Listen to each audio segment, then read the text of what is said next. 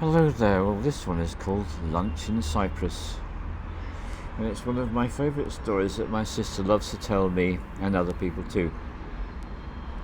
She found herself in Cyprus with her son, and they were exploring on holiday, and they were staying in the mountains where there are not so many visitors, and they came across this restaurant, and they were greeted warmly by the host and hostess of the restaurant, and they simply did the universal gesture for "would you like to eat," which is pointing the hand to the mouth and rubbing the belly.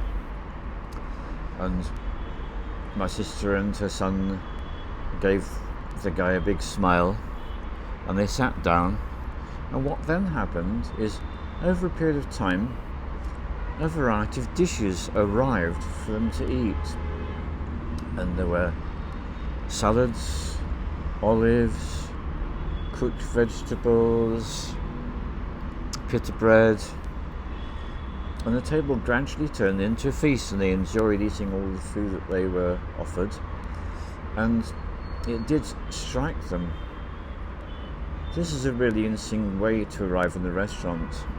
No menu, simply an invitation to eat. And so they threw themselves into the experience with great enjoyment. The flavours of the olive oil, the olives, the vegetables, it was all so delightful.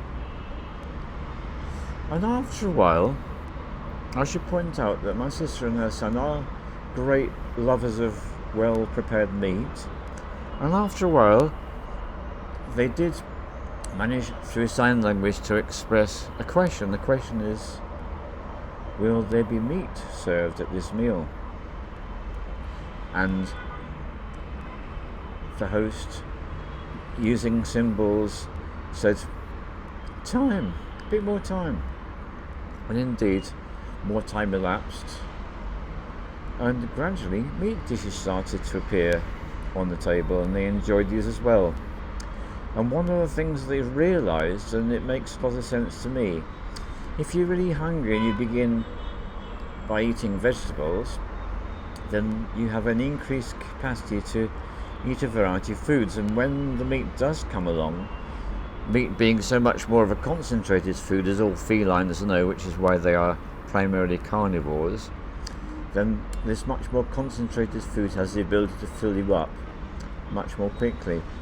So with the hindsight of having the whole meal eaten and feeling really replete, very satisfied, very satiated by all they ate, they realised the deep wisdom of these people, the chef and the waiter, a couple, husband and wife, providing all the food.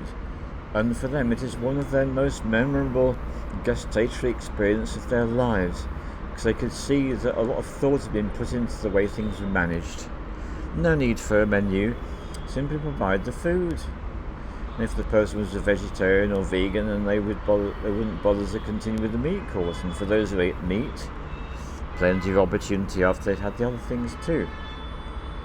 So that story has stayed with me, and I find it's a really interesting approach that the people in that small mountain restaurant in the island of Cyprus had.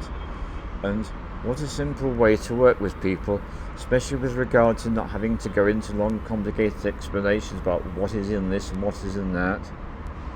You are hungry, food arrives, and it's all in right timing.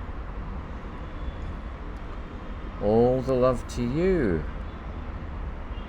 from here in Bangalore, Mother India.